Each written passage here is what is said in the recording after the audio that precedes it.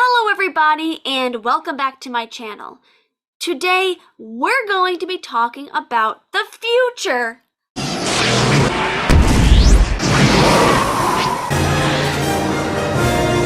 That is the future tense. And if you want to get even more specific, the simple future tense. So in English, when we're talking about the future, we can use the words will and going to when talking about the future. We use these words when we're making predictions about the future. But there are some slight differences between going to and will, and that's what we're going to get into today. When to use the words will and going to. When do we know which one to use?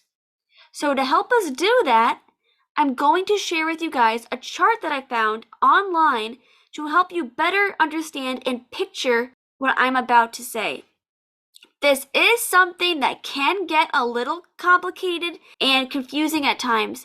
So hopefully this video will help you to better understand when to use these words. If you're struggling with this, don't feel bad. This is a topic that I wouldn't say is extremely important, because if you use these words interchangeably, people will know what you're talking about. But it is important to know, if you want to be speaking correctly and properly, when to use these words. So let's get into that. So this is a chart that I found online on the website 7ESL.com, which I will link down below. So it says will versus going to, and on the left we have the word will, and on the right we have words going to. So the first difference we see, it says express future actions decided at the moment of speaking, immediate decision. And on the right it says express future plans decided before the moment of speaking, prior plans. What does that mean? Okay, so simply put, we use will when we're talking about a decision that we make on the spot. It's spontaneous. We did not plan it ahead of time. We use will when we are making a decision that we did not plan ahead of time. For example, let's say that you're out to eat with a friend and you're looking at the menu and the server comes up to you and asks you, what would you like to have today? And you're like, I'll have the chicken sandwich. Say I'll, which means I will. That's the contraction for I will, I'll, which we use a lot in English. We don't usually say I will. We say I'll. It's just faster and it gets the point across. So, and it means the same thing. So we say I'll a lot. So they say I'll have a chicken sandwich. I'll have a hamburger. You say I'll because before you walked into that restaurant, you did not already know what you were going to have. It was an immediate, spontaneous decision. So you said I'll. But let's say you walked into that restaurant and you already knew, you already planned what you were going to eat. So you would say, I'm going to have the chicken sandwich because you already knew it. I'm going to. It was already a prior plan that you made. So you said, I'm going to have a chicken sandwich. I'm going to have the chicken sandwich because you already knew what you were going to have. It was a prior plan. But we used will or I'll for I will if we're talking about making an immediate decision on the spot. So, for example, another example of going to we could use is when we're talking about making plans. We use going to when talking about plans or intentions. Going to equals planning to. Think about that. Going to equals planning to. So it's probably the most common time that we use the words going to. So, for example, I'm going to a party this Friday. I'm going to my aunt's house next Saturday. I'm going to my cousin's shower next month. So, those are all prior plans that we've already made in advance. They're not spontaneous. They're not on the spot. These are plans that we've already made in advance. So we say, I'm going to. You can also say, I'm gonna go. We can also say, I'm going to go to. Sometimes in English, we drop the G. Is it grammatically correct? No, but if you want to sound more like a native, it's okay to say, I'm gonna go. You could also say, I'm gonna go, I'm going to go. They all mean going to.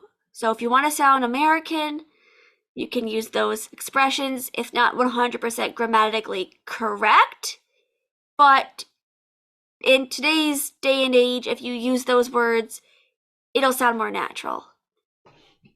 So you could say, I'm going to go get my hair cut next Saturday. So that's a prior plan that we already made. So let's move on to the second bullet for Will. It says, express a prediction based on personal opinions or experiences. So what does that mean? Let's say that your favorite sports team is the Jets. The Jets are an American football team. So let's say you really like the Jets. Wilson looking end zone wide open. Touchdown! First NFL touchdown for Zach Wilson. You say, I think the Jets will win this game. Now, this is important to note about will. We use will when there's no evidence shows that the Jets will actually win that game. It's just our opinion or based on experiences. Maybe you've gone to a Jets game and they always win. And so because of your personal experience, you use the word will. Just like in this example in the box, it says, I think United will win the game. It might be because of their previous experience of going to a United game. So we use will when talking about our opinions or experiences, but there's no real evidence for it. So for the second bullet, we have express a prediction based on present evidence. So present evidence, that's a big difference between will. Will is what we think we use will when we're talking about what we think may happen. No, based on no evidence, based on zero evidence. But going to, we have evidence. So for this example, it says, look at those black clouds. It is going to rain. So because we can see the black clouds, we know that it is going to rain because we can see the evidence. The black clouds are the evidence that we can see that shows that it is going to rain. Now, the third bullet on here for will says express a future fact. Now, this is different than what we just said. Notice we said fact. We said that will is used when we're talking about personal opinions or experiences, but we can also use will when we're talking about a future fact. Not evidence, but a future fact. So keep that in mind. Try not to get confused because this can be confusing. So we're talking about a future fact. For example, it says, the sun will rise tomorrow. Well, that's because that's a fact. The sun rises every single day. Or another future fact, the earth will revolve around the sun. That's a fact. The earth revolves around the sun. So those are facts. Now, going to, it says, express that something is about to happen. It says, get back, the bomb is going to explode. So if something is about to happen, we use going to. Now, here's another time that we use going to. If you're already on your way to something, you say going to. Let's say, for example, that you're on a train, you're on the subway, and someone says to you, where are you headed? Which means like, where are you going? You wouldn't say, I will go. You're saying I'm going to, because You're already in that moment. You are already on your way to do something. It's about to happen, like it says. So, for example, let's say that you're planning on going to a soccer game, right? Let's say that you're going to a soccer game.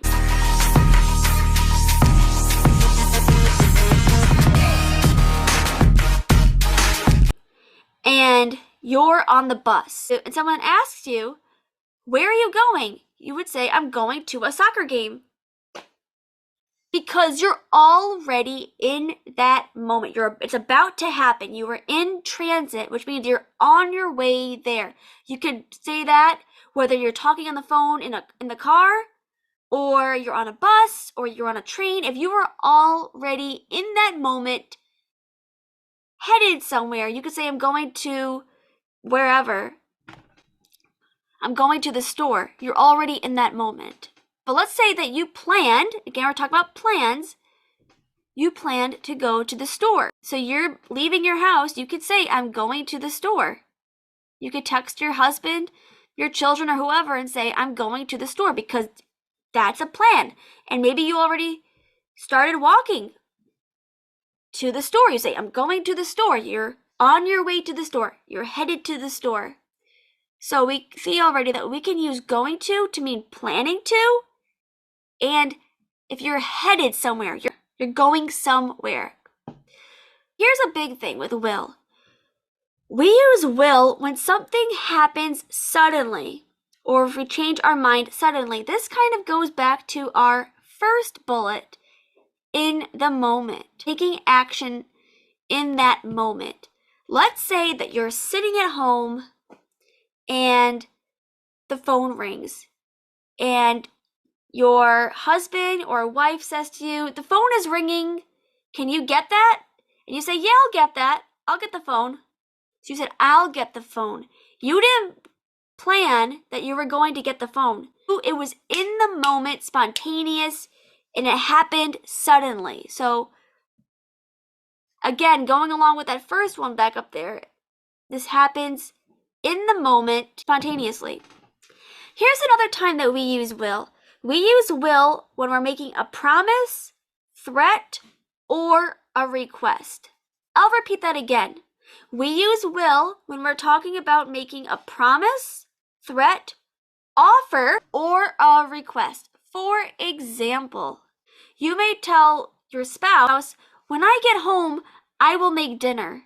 That's a promise. You're promising that you are going to make dinner when you come home. Or your kids may say to you, I'll do my homework after I watch TV. They're making a promise. Whether that happens or not, we don't know. But that's what they're promising. That's what they're saying they'll do. Or a threat. Let's say someone is blackmailing someone. They may say, if you don't give me $1 million, then I will hurt you. That's a threat. So they're using the word will. Promise and threat, they both use will. Also an offer. For example, a car salesman may say to you, if you buy this car, you will be so happy. I will give you 10% off. Right? I'll give you 10% off. They're trying to make an offer with you, right? A request. So you can use will. So as you can see that it can be a little bit complicated and confusing when using will and going to, but I hope that today's video helped you to understand better when to use will and going to. If you have any questions, please put them down in the comments below and I would be happy to help you. Let's see who can do this. Can you write one sentence using will and one sentence using going to down in the comments below? And whoever is the first person to write these sentences will get one free English conversational lesson with me, as long as they let me record them and let me put them on YouTube. So if you would like that, then please comment below. Also, don't forget to like and subscribe to see more content like this. that's all for today, everybody, and I hope that you have a great day, and take care, and I will see you next time. Bye!